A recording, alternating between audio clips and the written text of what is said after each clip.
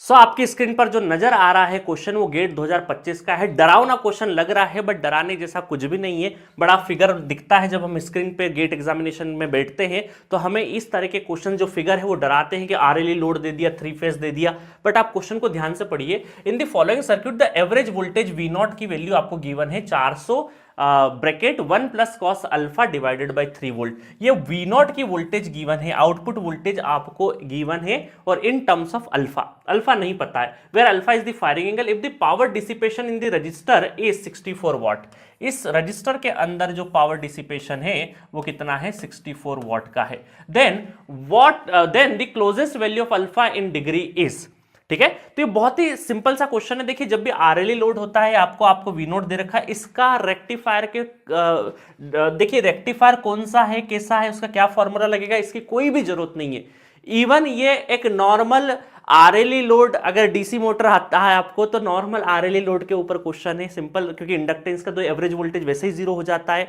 तो बहुत ही simple question है। किस तरीके से हम देख सकते हैं, आप चाहे तो यहां पर केवीएल भी लगा सकते हैं और आपको जो स्टैंडर्ड फॉर्मूला आपको पता ही है कि V naught equal to E naught plus I naught R. और ये वी नॉट की वैल्यू आपको गिवन कितनी है, 400 bracket 1 plus cos alpha divided by 3।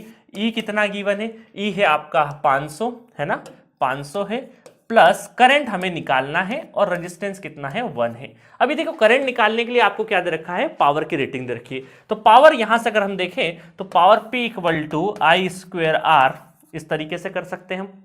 तो यहां से करंट आ जाएगा, है ना, करंट आ जाएगा। तो करंट आपका आ जाएगा, पावर 64 वॉट है तो 64 और रेजिस्टेंस की वैल्यू 1 है, तो इसका मतलब अंडर रूट 64 मतलब मींस प्लस माइनस 8 एम्पेयर आ जाएगा और प्लस साइन हम लोग लेंगे तो 8 यहां पे पुट कर देंगे। 8 जैसे ही पुट करेंगे तो यहां से क्या हो जाएगा, इसको जब सिंप्लीफाई करेंगे तो 1 plus cos alpha divided by 3 equal to 508 हो जाएगा। इसको पूरा सिंप्लीफाई करेंगे और अल्फा की वैल्यू निकालेंगे तो ये आएगी 35.9 degree is the correct answer.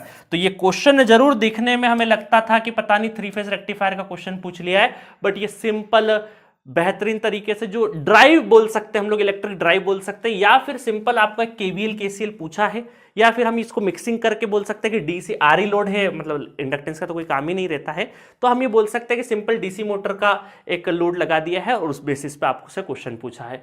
तो बहुत डरावने दिखने वाले क्वेश्चंस कभी कभी बहुत आसान होते हैं। आपको बिल्कुल जो आपने सीखा समझा है उसी को अप्लाई करना है गेट एग्जामिनेशन में, बिल्कुल भी घबराने की जरूरत नहीं है। ठीक है, okay, thank you so much.